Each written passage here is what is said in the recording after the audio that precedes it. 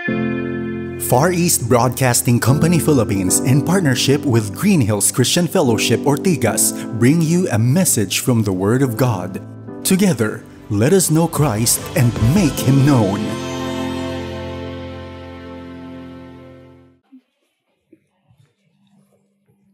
Purihin po ang Panginoon at magandang hapon po sa ating lahat. Ayan, siguro po maganda na batiin natin ang bawat isa sa ating paninimula sa pananambahan sa araw na ito. Maging doon sa mga kasama natin online, tuloy na binabati namin kayo sa pangalan ng ating Panginoon. Tayo sasamba sa ating Diyos bilang sa kung sino siya at kung ano ang ginawa niya sa atin. Ang makapangyarihang Diyos ay tunay na walang katulad. Siya ay dakila at ang kanyang pangalan ay higit na dakila sa kanyang mga gawa. Totoo, ang ating Diyos ay tunay na Diyos. Siya ang buhay na Diyos at ang walang hanggang hari. Sa kanyang kapangyarihan nalikha ang mundo. Siya ang nagladlad sa atin ng mundong ito ayon sa kanyang karunungan at ang kanyang pangunawa ay higit na makapangyarihan at nakahihigit sa lahat. Purihin ang ating Diyos. Tayo po isandaling manalangin. Amang banal, sa hapon na ito ay napasasakop po kami sa inyong banal na kalooban. Salamat sa pagtitipon naming ito na ikaw po, Panginoon, ang dahilan upang ikaw ay aming sambahin at papurihan. Sinasamba ka namin bilang aming Diyos na makapangyarihan sa lahat, siyang aming dakilang manlilikha at siya ring aming dakilang manunubos. Sa inyo po namin inaalay ang aming mga sarili, ang aming puso't kaluluwa, ang aming pagsamba sa hapong ito ay naway maging katanggap-tanggap po sa inyo, Panginoon. Purihin ka nga po sa aming kalagitnaan, purihin kang magpawalang hanggan. Purihin ka, O Diyos, sa pangalan ni Jesus. Amen at amen. Ngayon naman po, tayo ay sabay-sabay na magbabasa ng salita ng Diyos. We continue the sermon series that we are on, found in the book of Joshua. Sabay-sabay po nating babasahin ang Joshua chapter 8, verses 30 to 35. Kung may kailangan po ng Biblia, there are ESV Bibles in the worship hall. Gagamitin ko rin po ang Bible na yan. I will be reading from page 222. And as we are turning there, I'd like to encourage us to also welcome back to the pulpit, Pastor Noel Pabiona. He is, of course, the former national director, of Compassion International. At patuloy natin siyang ipanalangin dahil siya po ang ating preacher sa buong araw na ito. He has been preaching this morning and will of course preach to us this 3 p.m. service and for one final time during the 5:30 p.m. service later on. Patuloy din po natin ipanalangin ang US trip po ni Pastor Larry and ni Tita Joy as they also continue to take on ministry assignments abroad. Sabay-sabay po tayong tumayo at sabay-sabay nating basahin ang Joshua chapter 8 verses 30 to 35. At that time, Joshua built an altar to the Lord, the God of Israel, on Mount Ebal, just as Moses, the servant of the Lord, had commanded the people of Israel, as it is written in the book of the law of Moses, an altar of uncut stones, upon which no man has wielded an iron tool. And they offered on it burnt offerings to the Lord and sacrificed peace offerings. And there, in the presence of the people of Israel, he wrote on the stones a copy of the law of Moses, which he had written. And all Israel, sojourner as well as native-born, with their elders and officers and their judges, stood on opposite sides of the ark before the Levitical priests who carried the ark of the covenant of the Lord, half of them in front of Mount Gerizim, and half of them in front of Mount Ebal, just as Moses, the servant of the Lord, had commanded at the first to bless the people of Israel. And afterward he read all the words of the law, the blessing and the curse, according to all that is written in the book of the law. There was not a word of all that Moses commanded that Joshua did not read before all the assembly of Israel, and the women, and the little ones, and the sojourners who lived among them. Pagpalain ng Panginoon ng pagbasa ng kanyang salita. Tayo po ay umupo.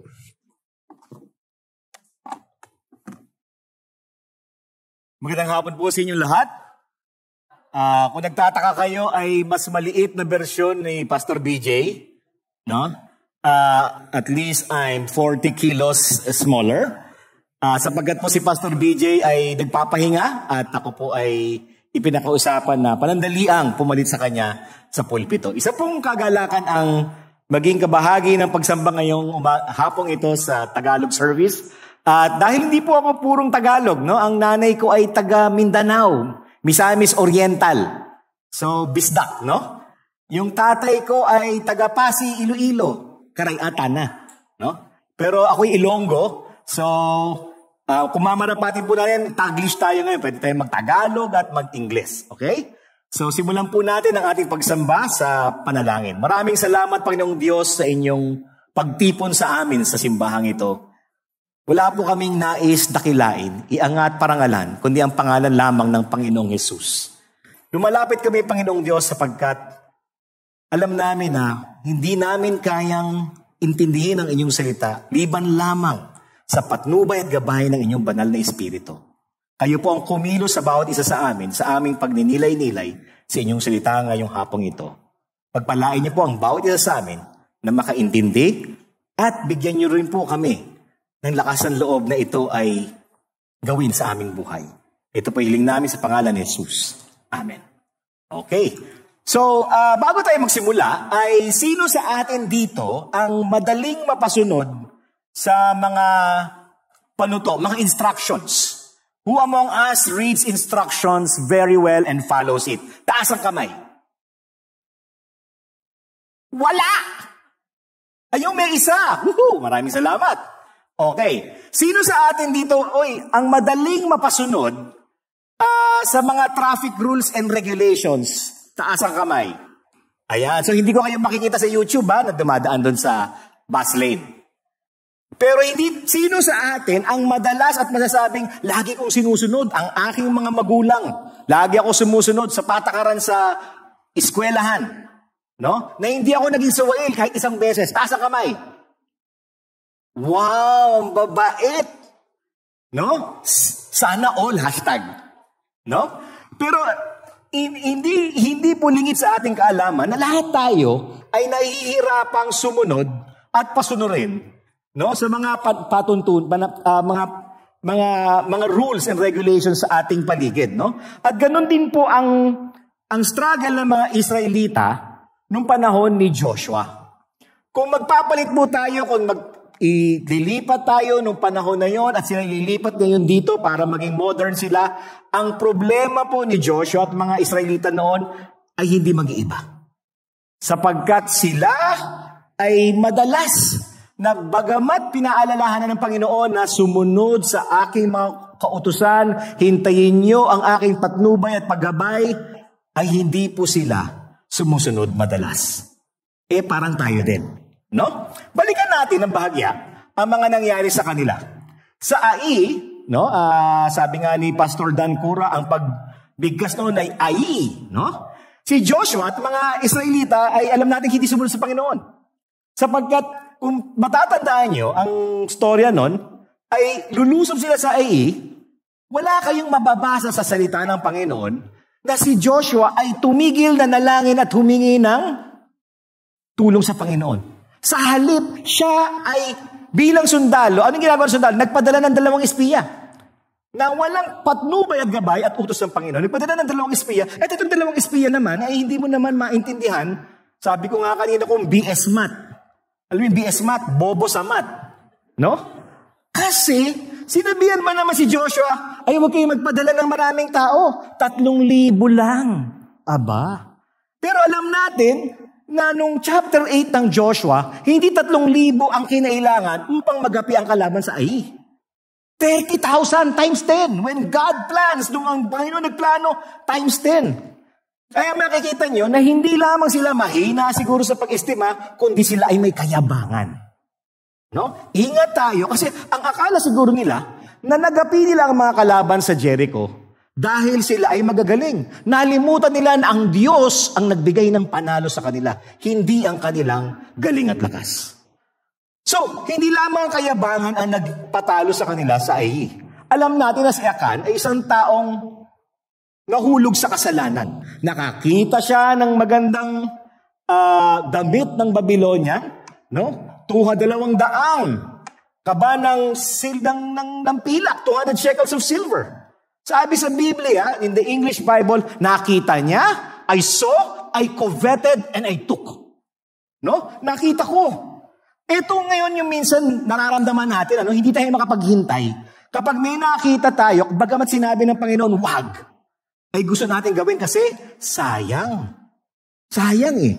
May business opportunity, sasabi ng Panginoon, wag kasi maaring makompromiso ang iyong mga prinsipyo kasi maaring maglagay ka, maaring makipag-partner ka sa hindi karapat-dapat na samahang tao, pero gusto mong kumita, yan.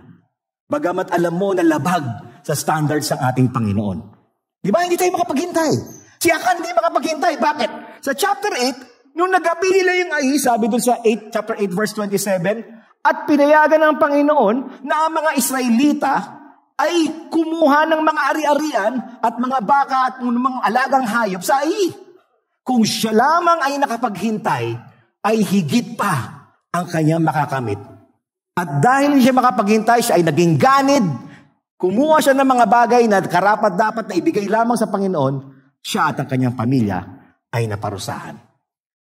Minsan hindi lang sa negosyo nangyayari ito, di ba? Lalo na sa relationships. Diba, meron kaming relationships, no? Lalo na sa mga babaeng single, no? Meron kaming kakilala, kaibigan namin, naligawan na gandang lalaki talaga. Ito yung totoong tall, dark, and handsome. Nag-a-attend ng Bible study, nagsisimba, pero hindi mananampalataya. So lumapit sa amin yung babaeng ito. Nililigawan ako.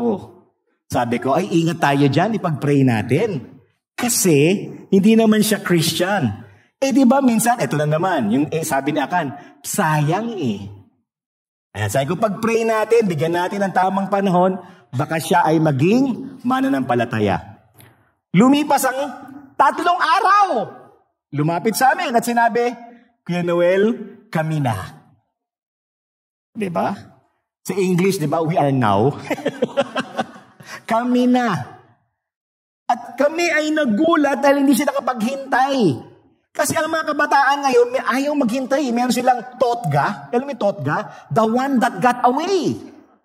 Diba? So, hindi naglaon, siya ay nagka-problema. Grabe ang kanyang iniyak, ang kanyang hinanakit, at sila ay naghiwalay. Yan lang mo yung ibig sabihin ng totga sa English. The one that God avoids. Because God wants, dahil kang ilihis ng Panginoon sa mga bagay-bagay na makasasama sa iyo katulad ng nangyari kay Akan. Isa pang mahalagang leksyon na ating makikita at matutunghayan sa ating mga pinag-aralan ay maari tayong matalo. No? Hindi natin magagawa ang mga maliliit na mga challenges. We will lose even in the little things in life kung tayo ay susunod lamang sa ating mga kagustuhan. Hindi ko alam kung anong salin ito sa Tagalog, but my life verse is Proverbs 3, 5, and 6. Trust in the Lord with all your heart and lean not on your own understanding. Madalas, sinasabi ng Panginoon, trust in the Lord with all your heart. Bakit all your heart? Wholeheartedly, because we can trust God half-heartedly. Di ba, Lord, I trust you with this. Pero Lord, pag hindi ka nag-deliver, may plan B ako. Ano yun? Hindi pwede yung ganon. Trust in the Lord with all your heart and do not lean. Huwag kang umasa sa iyong kaalaman. Kaya si Joshua at ang mga Israelita ay natalo sa Ai. No? Ang mga nangyaring ito ay nagsisilbing introduction sa ating mga pag-aaralan ngayon. No? Ang mga pag-aaralan natin ngayon ay patungkol sa pagtitibay ng kanilang tipan sa ating Panginoon. Ito ay makikita natin sa ibinasang mga talata kanina in Joshua 8:30-35. Okay? Kung babalikan niyo yung storya, no? Ito ay nakatuon sa kanilang pagtitibay ng tipan na ginawa pa nung panahon ni Moses. Ano ba ibig sabihin ng tipan? Ang tipan sa English ay tinatawag na covenant. Covenant, no? Pag nanood kayo ng sining Guy Ritchie's The Covenant, gera ito. Sa end credits, lumalabas doon ang ibig sabihin ng covenant. It's a pledge, it's a bond, it's a commitment. Pero sa Biblia, ang ibig sabihin ng covenant ay hindi lamang commitment. Kasi ang covenant o ang tipan is God making an agreement with His people wherein God makes promises to His people and in some cases requires certain conditions. Ang Panginoon ay nakikipagtipan sa kanyang mga tao at siya ay mangangako. Itong ibibigay ko sa iyo, itong gagawin ko sa inyo. At pwede rin siyang humingi ng kondisyon para ito ay makamit. Ito po yung tinatawag nating bilateral covenant. Meron po niyan dito, and that is what we call the Mosaic Covenant. Pareho po dito. Sa Hebreo, napakaseryoso ng salitang tipan, covenant, kasi ang ibig sabihin nito sa Hebreo is karat berit, meaning pagbiyak sa gitna, paghati ng hayop. Kasi nung araw, kung ang mga tao ay magkakaroon ng covenant, no? Sila ay mag-aalay ng hayop at ito ay hatiin sa gitna. Kung natatandaan ninyo, sa Genesis chapter 15, ang ating Panginoon ay nakapagtipan kay Abraham. Sabi ng Panginoon kay Abraham, okay, kumuha ka ng isang kambing, 1 ram, 1 goat, and 1 heifer. No? Yung mga hayop. Isang kalapate, 1 dove, 1 turtle dove, and 1 pigeon. Yung mga ibon, hayaan mo, mamatay lang sila dyan. Pero yung 3 hayop, hahatiin mo sa gitna. Bakit? Kasi ang pagkikipagtipan noon, ang taong mga kabahagi sa tipan, sila ay dadaan sa gitna ng mga patay na hayop. At sasabihin nila, gagawin ko ang lahat para matupad ang aking mga ipinangako. At kapag hindi ko ito natupad, nawa ang nangyari sa mga hayop na ito ay mangyari sa aking buhay. In other words, death, kamatayan kapag hindi mo nagawa ang iyong bahagi sa pakikipagtipan. Ganyan po kaseryoso ito. Minsan nahihirapan tayong intindihin na ang mga pangako ay hindi dapat napapako. Kasi lumaki tayo ang pangako. Maski mga pangako ng magulang natin, unfortunately, di ba? They fail us, di ba? Minsan hindi natutupad. No? Lumalaki tayo, bata tayo, ang hilig natin sa mga pangakong walang saysay, di ba? Nagsasabi pa tayo, patawarin niyo ako, pero ito yung mga ginagawa ng mga bata, di ba? Cross my heart and hope to die. O peksman, mamatay man yung kapitbahay ko, whatever. No? Ganun tayo, at kaya napakababaw ng ating pag-intindi sa mga pangako. Kung ito'y natupad, siguro wala nang natira sa atin dito. No?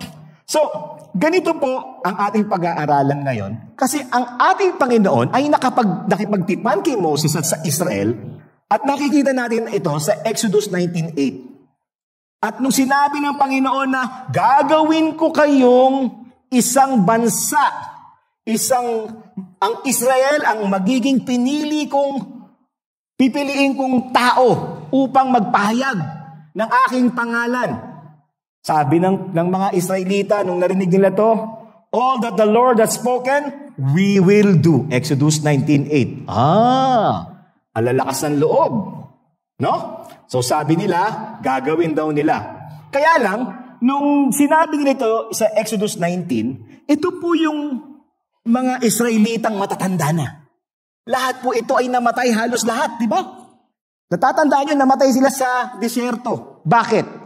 Kasi nung may mga espiyang ipinadala sa Promised Land, sa Canaan, bumalik ito, 2 lamang, si Joshua at si Caleb ang nagsabi, tara, sugod tayo, kaya natin lipulin yan. Kasi ibinigay sa atin ng Panginoon yan eh. Pero yung 10, ay wag, may mga higante. Patay tayo riyan. At lahat ng mga tao ay nagreklamo at gusto nilang batuhin si Moses, si Joshua at si Caleb. Hindi ba? At sabi nila, paano ang aming mga bata? Kawawa sila. Ano sabi ng Panginoon?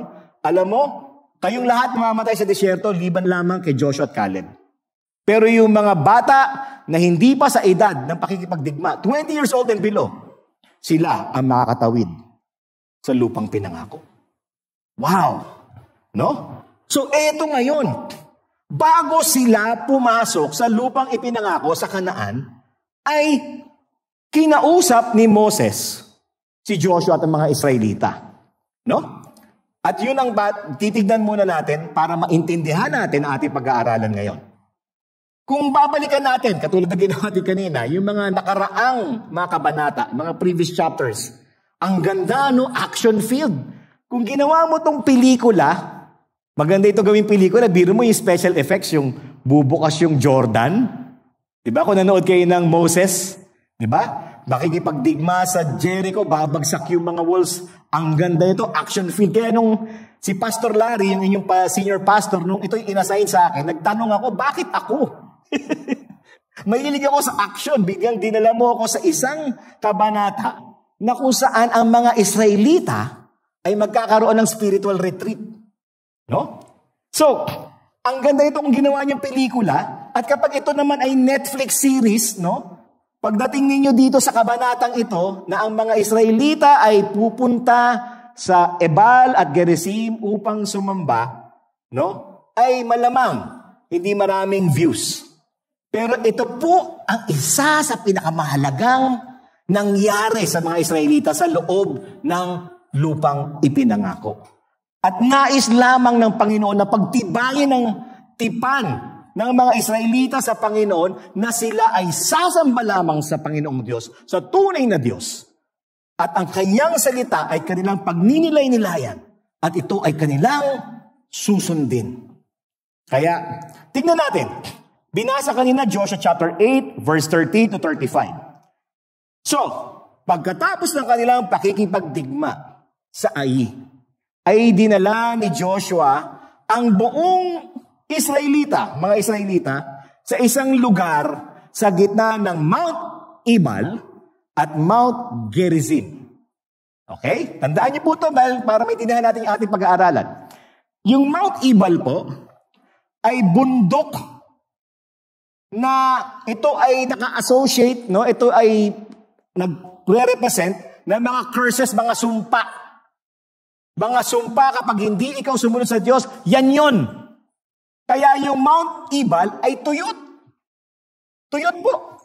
Yung Mount Gerizim ay isang bundok na sinasabi ng nagpapatunay ng isang buhay na ipinagpala kapag ikaw ay sumunod sa kautusan ng ating Panginoon. Kaya ito ay bayabong, luntian, maraming puno, no? Napakaganda.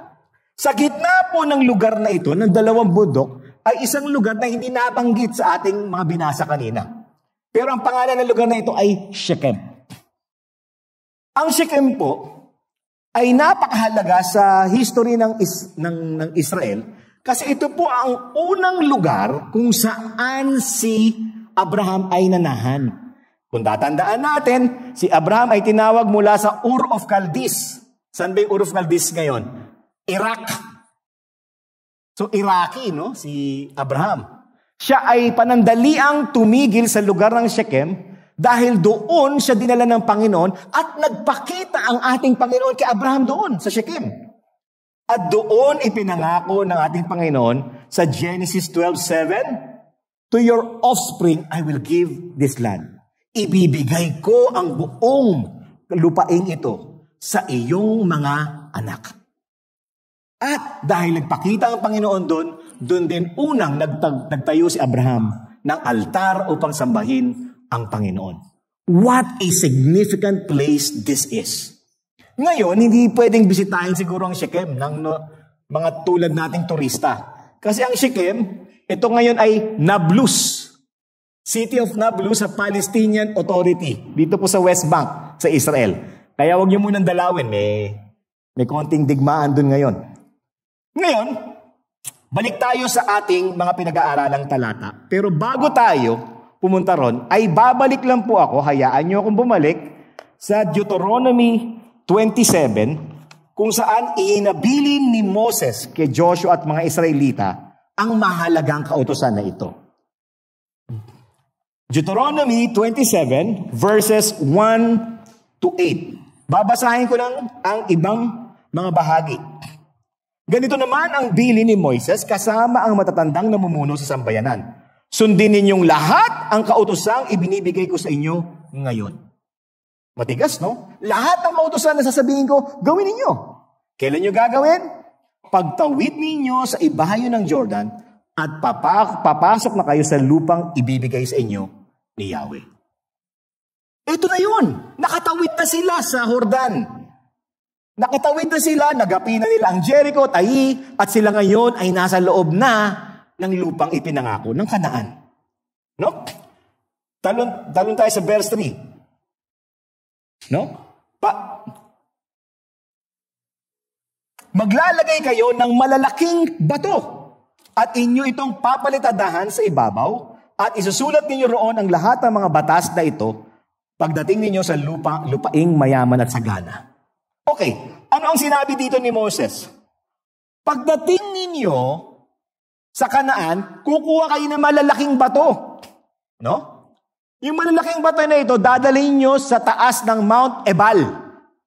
Papalitadahan nyo to. Bakit? Para si Joshua, maaari niyang ukitan ito ng mga salita ng Panginoon. The law that was left behind by Moses. No? Verse 4. Ilagay ninyo iyon sa bundok ng Ebal at palitadahan ninyo tulad ng sinasabi ko ngayon.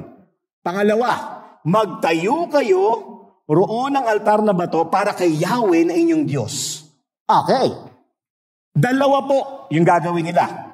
Isang grupo ng malalaking bato, papalitadahan, lalagyan, uukitan ng mga salita ng Diyos, at isang grupo ng mga bato. Pero yung mga batong ito, tinatawag na uncut stones. Ito yung mga bato na hindi maaring ukitan, galawin, pakialaman ng tao. Uncut. Only God made these stones and they will remain the same. At ang mga batong ito ay iipunin ninyo at gagawa kayo ng altar para kay Yahweh. No?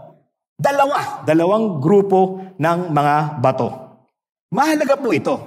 Bakit? Sabi nga sa bubuksan ko lang yung aking outline, no?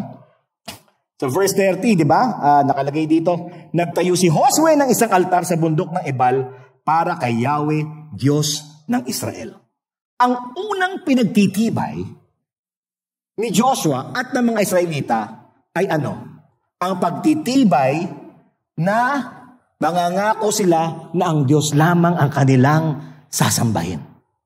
Si Yahweh lamang, wala nang iba. Dahil papasok sila sa Kanaan, isang mayamang lupa na ngayon ay kalaban ang mga nakaukupa, at ang mga kalaban nila ay sumasamba sa iba't ibang Diyos na maari makapagligaw sa kanila at maarahil ay maakit sila na ito ay sambahin. Kung tatandaan ninyo, lumiikot pa sila sa wilderness, no? Sa desierto. 2 beses sila nahulog. Una, umakyat si Moses sa Sinai. Pagbalik ni Moses, meron ng golden calf.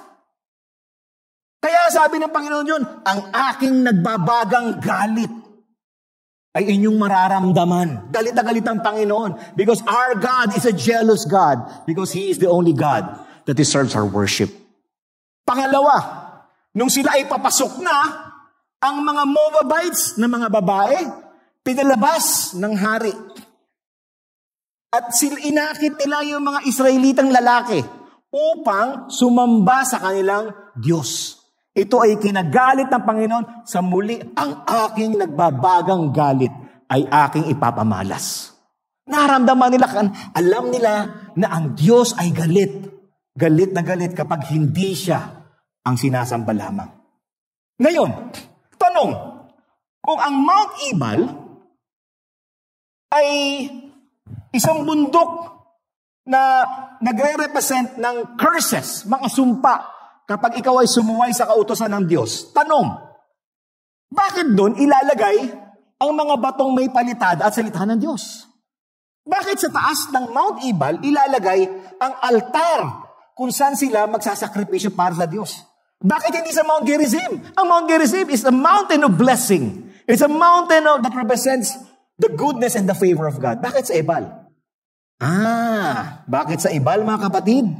Sapagkat, ang altar ng pagsasakripisyo ay isang pagpapakita, pagtuturo sa mga Israelita, sa mga tao nung araw, na ang sacrifice, the sacrifice symbolizes and points to a once and for all sacrifice in the person of Jesus Christ. No? Yung bundok ng sumpa dahil sa inyong pagsaway sa kautusan ng Panginoon ay maaring takpan ng dugo ng sakripisyo. Diba? It's on top. At lahat ng ng sumpa na yan ay sanhi ng inyong paglabag sa kautusan ng Diyos. Pero ang pagsakripisyo sa Diyos ay maaring makapagtakip ng inyong mga kasalanan. Nung araw, yung Mosaic Law, ito ay ginagawa pa ulit-ulit. Kasi araw-araw nagkakasala yung mga priest, yung mga pare, araw-araw nagkakasala yung mga tao. Pero sabi sa Hebrews 7:27, minsan lamang naghandog si Jesus at ito ay pang magpakailanman nang ihandog niya ang kanyang sarili. Siya ang nabubukod tanging sacrifice na maaring makapagtakip, makapagpawalang bisa sa lahat ng sumpa dahil sa pagsuway ng tao sa kautusan ng Diyos. Napakagandang picture po ito na itinuturo dito. Dahil alam natin na sabi sa Hebrews 9:22, kung walang alay ng dugo, ay walang kapatawaran ng kasalanan. Without the shedding of blood, there can be no forgiveness of sins. Alam niyo na ngayon kung bakit doon tinaguyod at tinayo yung altar. Okay? At dalawang sakripisyo ang inaalay doon. Ang una yung burnt sacrifice. Yung burnt sacrifice, alam natin, nagpapakita na dugo lamang ng isang inosenteng hayop na inaalay ang siyang maaring makapagtakip sa mga sumpa at kasalanan ng tao. Pangalawa, fellowship offering. Alam mo yung fellowship offering, pag sila ay nag-alay ng hayop, hindi ito sinusunog lahat. Bahagi lamang yung sinusunog. Yung iba ay kinakain ng Levites at ipinamamahagi sa mga tao. Fellowship. No? Ito'y magandang pagpapakita. This is a good picture of what our relationship with God is. Na kapag tayo ay tinubos ng dugo ni Kristo, tayo ay tumanggap sa Kanya bilang tagapagligtas at Panginoon, our relationship with God is restored. And we can have regular fellowship with Him. Grabe, no? Ito yung mga visual aids nung araw. Bundok, no? Mga malalaking bato, altar, beautiful visual aid. Ano po yung ano doon? Na sumamba lamang kayo sa Panginoon at wala nang iba. Sapagkat ang Panginoon, si Yahweh lamang ang makakapagligtas sa inyo sa inyong mga kasalanan. Pangalawa, ang pagtitibay ng kanilang tipan na mangako sa pagsunod sa salita ng Diyos. No? Ang salita ng Diyos ay inukit nila sa bato. Diba? Ang ibig sabihin nito na ang salita ng Diyos ay hindi kailanman hindi magbabago. Sabi nga sa Psalm 118:89, ang salita mo, Panginoon, ay walang hanggan. Ito ay matatag sa kalangitan. Ako, maliit pa kami, tandang-tanda ko na yung verse na ito sa English, sa King James Version. Kasi galing po ako sa isang simbahan sa Quezon City, bago kami na Green Hills Christian Fellowship, na kung saan, Psalm 189, nasa isang malaking sementong Bible. Laki! Sa harap ng simbahan. Forever, O Lord, thy word is settled in heaven. Diba? Sabi namin nung bata kami, kawawa naman, pag lumindol, bumagsak yung Bible na semento, mabagsak ang kanyang patay. Diba? Pero that is the word of God. Sabi ng pastor namin, ganyan dapat. Nakaukit sa bato ang salita ng Panginoon. Kasi ang ibig sabihin nito, hindi na ito magbabago. Hindi na ito magbabago magpakailanman. Ngayon, balikan natin ang seremonya nila. Sa dalawang bundok, sabi ni Moses, hatiin mo ang mga Israelita. 6 na tribo sa kaliwa, 6 na tribo sa kanan. Okay? Mount Gerizim, 6 na tribo. Mount Ebal, 6 na tribo. Sa gitna nitong mga tribong ito is the Ark of the Covenant. Ang arko ng tipan na nagpapakita ng presensya ng Diyos. Ito ay napapaligiran ng mga paring Levita. The Levites gather around this place. No? At ang mga Levites ay magsisimulang sumigaw na mga utos ng Panginoon. Ang mga nasa Mount Ebal ay sasagot ng mga sumpa. Haharap lahat sa Mount Ebal at sasabihin nila, ito ang sumpa sa mga taong sumuway sa salita ng Diyos. Pagkatapos doon, sisigaw naman at haharap ang mga tao sa Mount Gerizim. Ito ang mga pagpapalang matatamasa ng mga taong susunod sa salita ng ating Panginoon. Imagine that, around 1.5 billion people, 1.5 million people. Napakalaki nito. Rinig ito ng lahat na naroroon. No? Kung titignan nyo nga, parang nakakatakot ito para sa mga taga Mount Ebal, no? Imagine niyo kayo, nasa Mount Ebal kayo, sumisigaw kayo, ito yung mga sumpa sa mga sumusuway sa Panginoon. Nakatayo ka doon sa mountain. Wow, ganito kadami yung sumpa. Pag kami sumuway, tapos sa likod mo, naroon yung altar. At gaano kadami man yan? Isang altar, isang sakripisyo, matatakpan lahat. Nagpapatunay, nagpapakita na darating ang tunay na walang kasalanan na iaalay na tao. Ang pangalan niya si Jesucristo. Ang ating Diyos na iaalay, mamamatay, mabubuhay, muli, aakyat sa langit upang patunayan na siya lamang ang makakapagligtas sa atin. Balikan natin ulit, no? Yung mga Levites, magsisimula sila at sisigaw sila. Okay, maggayahin natin, ha? Practice lang tayo. Okay? So, ang mga Levites, sisigaw Deuteronomy 27:15. Pupunta ako dito. Ang mga pagsubigaw ng mga Levites ng kautosan ng Panginoon, ang mga tao ay sisigaw ng Amen. No? Amen. At dahil sasabihin ng mga Levites, ang buong bayan ay sasagot ng Amen. Okay? Pagkasabi ko na ang buong bayan ay sasagot ng, lahat tayo ay sisigaw ng ayan. Okay, kunyari ako ay Levite. Okay, unang sumpa. Sumpain ang sino mang gumawa ng anumang imahen upang sambahin kahit palihim. Ito ay kasuklam-suklam kay Yahweh. Ang buong bayan ay sasagot ng ayan. Akala nyo ganun lang, ano? Ang haba nito. Ang haba. Pag uwi niyo sa bahay niyo, basahin niyo Deuteronomy 27, chapter 27 and 28. No? Pero paulit-ulit na ipinapakita ng Panginoon na tandaan niyo itong mga binibigkas na kataga sa inyo ngayon sapagkat ito ay dapat yung sundin sapagkat pag hindi niyo ito sinunod ay makakatanggap kayo ng mga bagay na kasusuklaman ninyo. Ngayon, sabi ko nga, bilateral. Merong responsibility on both ends, yung tipan, yung covenant. Ang Panginoon ba, kailangan niya magpatibay ng kanyang mga pangako? Hindi! Dahil kung nangako ang Panginoon, siya ay tapat. Di ba? Ang mga tao, kailangan. Kasi tayo, madalas tayo makalimot. Di ba? Kasi ang picture nito para itong pag-aasawa. Pag nag-asawa, di ba, mayroong mga marriage vows. Alam niyo yung marriage vows? Ako, nagkakasal po ako. Pag nag-marriage vow, di ba yung parang ang sweet-sweet? Ganon, yung mga babae, tuwa pag nakarinig ng marriage vow. No? Pero, ang diferensya, pag may kinasal, may marriage vow, ang ganda ng marriage vow, pero walang sinasabi na pag hindi mo tinupad ang marriage vow, eh may mangyayari sa'yo. Hindi ba? Okay.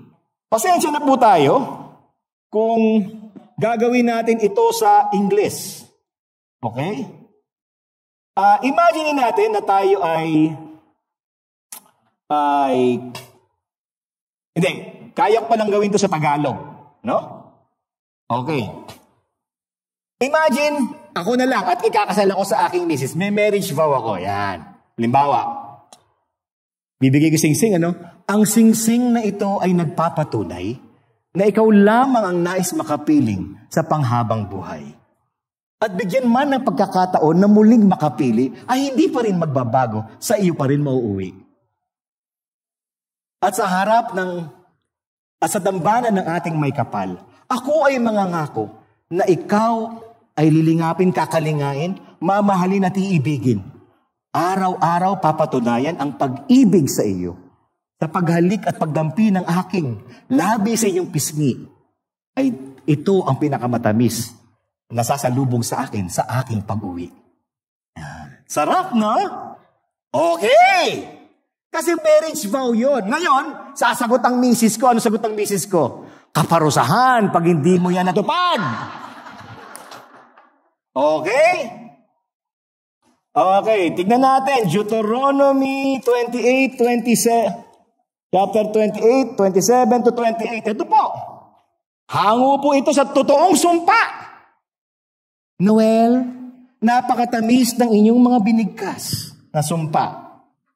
Pag ito ay hindi mo natupad, ito ang mangyayari sa iyo. Pahirapan kayo ng mga pigsa, gaya ng ginawa ni Yahweh sa mga taga-Ehipto. Tatadtarin niya kayo ng galis, buni at pangangati ng balat na hindi mapapagaling. Wow! At nawa pugar ng pulgas ng 1,000 kamelyo ang iyong kilikili. Ay, hindi, dagdag ko na lang yun. Wala sa Bible yun. Pero yung mga una, nandoon. Nakuha nyo? Kasi pag tayo ay nagkakasal, puro lang sweet, di ba? Sweet. Kaya tuloy, pagkatapos ng marriage vows, walang pressure na gampanan ito. Imaginin mo kung tayo ay magkakasal. Ay yung mga binatad na lagi, pag kinasal kayo, sabihin nyo, sige, exchange tayo ng marriage vows, exchange din tayo ng mga curses. Pag ito ay hindi tinupad. Di ba? Tingnan ko lang. Pag kinasal kayo, Noel, may marriage vow ka? Meron po. Ano marriage vow mo? I will love you always. Yun lang. Di ba? Kasi ang hirap eh. Kasi tayo bilang tao, hindi tayo tapat sa ating mga binibitawang pangako. And that is why we need to recommit. That is why we need to reaffirm. And that's the importance of this. Why? Sabi ko nga sa English, because we forget that we are frail and we fall. Tayo ay mahina, tayo ay maaring mahulog, tayo ay marupok. Tayo ay madalas makalimot ng salita ng Panginoon. So gaano tayo kadalas dapat magpatibay ng ating mga ipinangako sa Panginoon? Alam nyo kailan? Tuwing tayo ay nakakalimot. Kailan yon? Araw-araw. Tignan ninyo ang inyong sa mga may asawa. When do you reaffirm your marriage vows? Ay, magre-reaffirm kami. 25th year, silver anniversary. Naku, baka hindi kayo umabot. Besides, gastos lang yan. Diba? Kung araw-araw kayo na magpapakita ng pagpapatunay ng inyong pagmamahalan, hindi lamang sa salita at kundi sa gawa, ay hindi ba each day, no, or your marriage becomes sweeter as the days go by. Diba? At lalong tatagal at tatamis ang inyong pagsasama. Ganito rin tayo sa Panginoon. Kailangan natin pag-aralan, pagbulay-bulayan ang kanyang salita umaga at gabi. Kailangan nating sabihin sa Panginoon, Amen! Katulad ng mga sinabi ng mga Israelita. Lord, ito ba gusto mong gawin sa buhay ko? Amen! Magkakatotoo ito. Not just after praying. Hilingin ninyo ang tulong ng banal na Espiritu ng inyong mga napag-aralan ay sa buhay ninyo. Upang tayo ay mabuhay na sumusunod sa kanyang kautusan at sa kanyang kalooban. Kaya nga po, Joshua chapter 1, verse 7 and 8, nung si Joshua ay bago pa lamang itinalaga na leader na kapalit ni Moses, sa English ko na lang po mabibigkas. Ito po ang sinabi ng Panginoon kay Joshua, This book of the law shall not depart out of thy mouth, but thou shalt meditate, mutter, paulit-ulit mong pagbulay-bulayin, isipin, sabihin. Thou shalt meditate therein day and night, that thou mayest observe to do according to all that is written therein, upang sundin mo ang lahat na nasa aking kautusan. No? For then it shall make thy way prosperous, and then thou shalt have good success. Gusto mong mabuhay ng matiwasay at alam mo na sumasang-ayon sa kagustuhan at pamantayan ng Panginoon, basahin mo kanyang salita at ito ay inyong sundin. Hindi pa tayo nagtatapos doon. Sino po ba ang mga taong nakikinig? Verse 34. No? Men, women, children, resident aliens, including proselytes. Ano po ito? Bata, matanda, lalaki, babae, pati po yung mga hindi Israelita. Sino ba yung mga kabahagi ng Israel na hindi naman pala Israelita? Hindi ba si Rahab tsaka yung kanyang pamilya ay kabahagi na ngayon? Hindi ba? Hindi ba nung sila ay tumawid, meron tinatawag na mga hindi naman mga Hudyo, mga mixed multitude, sumama sa kanila? Kaya yung pagpapahayag nila ng salita ng Panginoon, ng mga sumpa at pagpapala, nung araw na yun, ay upang marinig rin ng mga taong nakapaligid sa kanila sa Kanaan. Upang pag narinig nila ang salita ng Panginoon, pag sila ay naniwala, sila ay maaring mabuhay katulad ni Rahab. Naiintindihan nyo? Ganun po yung dahilan nito. Kaya po, hindi natin alam kung paano tumugon ng mga tao, kung sila ba ay sa salita lamang, pero ito po ang nais kong maintindihan nating lahat. Our response to the Word of God will determine our action, and it will determine our direction.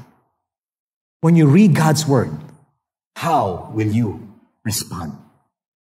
Now, bago tayo magtapos, maliban doon sa mga malalaking batong may palitada, kung saan nakasulat ang salita ng Diyos, maliban sa altar na itinayo, no? Doon sa Mount Ebal, kung babalikan po natin ang story ni Joshua, mula pa nung chapter 1, balikan po natin ang mga itinayong mga bato, monumento ng bato. Dahil ang mga monumento ng bato na ito ay may kahalagahan. Ito ay para paalalahanan ng mga Israelita kung sino ang kanilang katipan. Ang Diyos. Sino ang Diyos? Bahagi ng karakter ng Diyos ang kanyang pinapakilala rito. Balikan natin. Yung 12 malalaking bato sa Jordan River. Kung natatandaan nyo, bumukas yung Jordan River. Diba? Sabi ng Panginoon, bawat representative ng tribo, kumuha ng bato sa gitna ng Jordan River. Dalhin nyo ito sa pampang. At magpatong-patungin niyo ito, 12 stones. Nung bumalik yung tubig, nandiyan yung 12 stones. Ano po ba yung dahilan? Bakit may 12 stones? Sabi, so that when the children see, kung nakita ito ng mga bata, sasabihin nila, anong dahilan? Bakit may mga tumpok ng bato dyan? Ang sasabihin ninyo, ang ating Diyos, itinawid tayo sa Jordan River. Lahat tayo nakatawid sa tuyong lupa. Anong ibig sabihin nito? Ang ating Diyos ay tapat.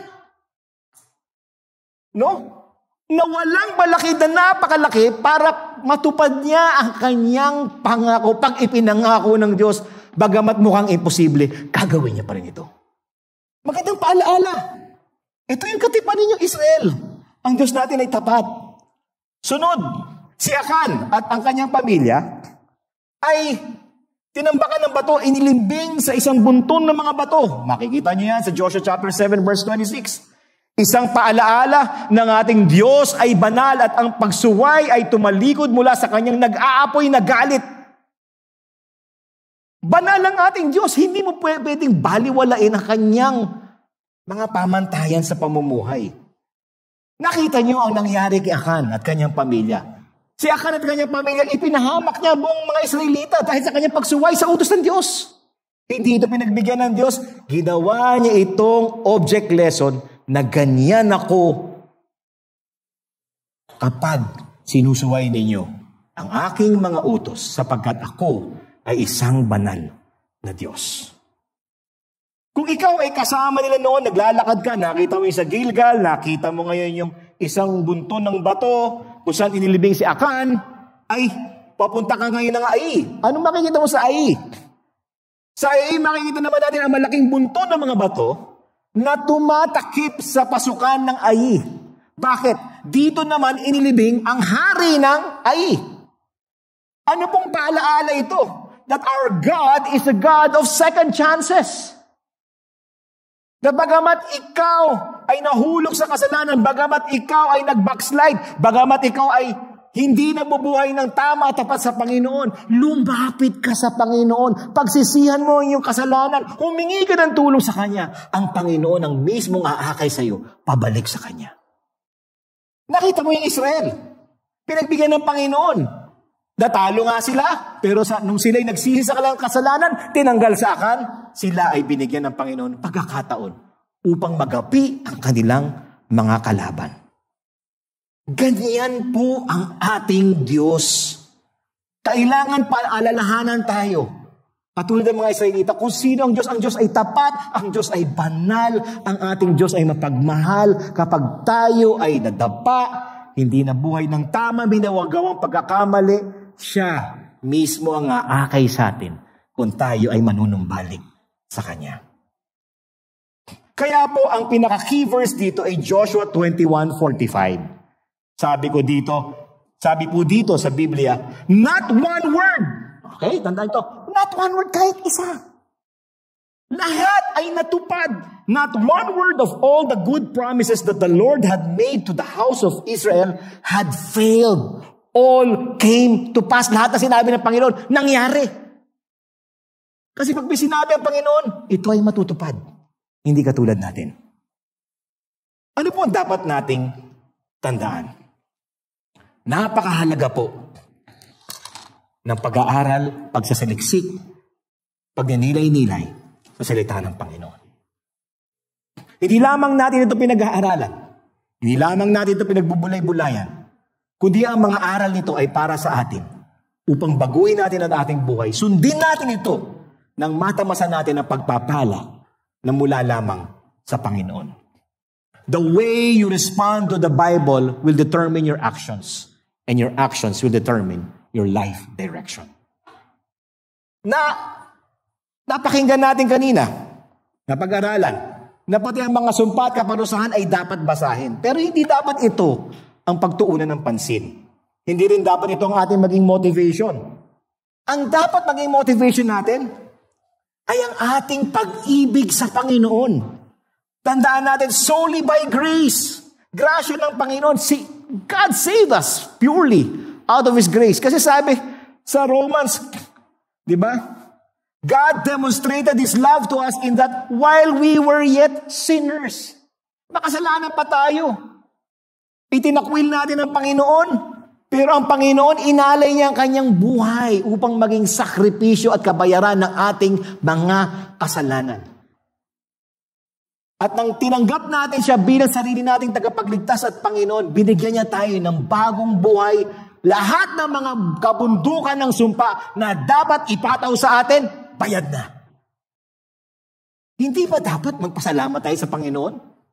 Paano natin mapapakita ang ating pagpapasalamat? God loved us, we love Him. We love Him because He first loved us. Ang motivation natin, pag-ibig sa ating Panginoon. Kung mahal mo yung tao, ayaw mong gumawa ng bagay na makakasakit sa Kanya. Gagawa ka ng mga bagay na kalugod-lugod sa Kanyang panginingin. Pero kung bilang tao, sabi ko nga, tayo nakakalimot. Tayo nauhulog sa kasalanan. Tayo natitisod. Psalm 37:23-24. The steps of a good man are ordered by the Lord. Ang mga yapak, ang mga hakbang ng taong matuwid. Ang Panginoon ang siya nagtatalaga. Lalo na kung ikinalulugod ng Panginoon ang kanyang mga ginagawa. Na bagamat siya man ay matisod, ang Panginoon ang siyang magbabangon sa kanya. With His righteous right hand, though he falls, he shall not be utterly cast down, for the Lord upholds him with His righteous right hand. Isn't that sweet? Madapa ka, ang Panginoon ang siyang hahawak sa kamay mo at ikaw ay ibabangon niya muli. Alam niyo mga kapatid, hindi natin pwedeng maaring sambahin ng Diyos at patuloy na sumuway sa Kanya dahil ang dalawang saloobing ito ay magkahiwalay. Ngunit kung tayo ay mamumuhay ng may pagsunod sa Kanya kahit na tayo ay bumagsak, kung ipagtatapat natin ang ating mga kasalanan at muling pagtitibayin ang ating pangako na siya lamang ang ating susundin, sasambahin, ang ating Panginoon ang magdadala ng tagumpay sa ating buhay. Tanong, Kailan mo dapat pagtibayin ang iyong pangako sa Panginoon? Na siya lamang ay iyong sasambahin, dadakilain, na ang kanyang salita lamang dapat mong sundin. Kailan? Minu-minuto, bawat sandali, araw-araw. Bakit? Dahil madali tayong makalimot. Mantakin nyo, isipin ninyo, kung hindi nyo man lang binubuksan ng salita ng Panginoon. Isang araw, isang linggo, 2 buwan, kawawa naman kayo. Ibalik po natin ang init ng ating pag-ibig sa Panginoon. Pagtibayin natin ito. Ideklara natin na wala kaming sasambahing iba pa, kundi ang Panginoon lamang. Wala kaming dadakilain, kundi ang pangalan ni Jesus lamang. Wala kaming susundin, kundi ang salita niyo lamang. Magsimula po tayo sa panalangin ito.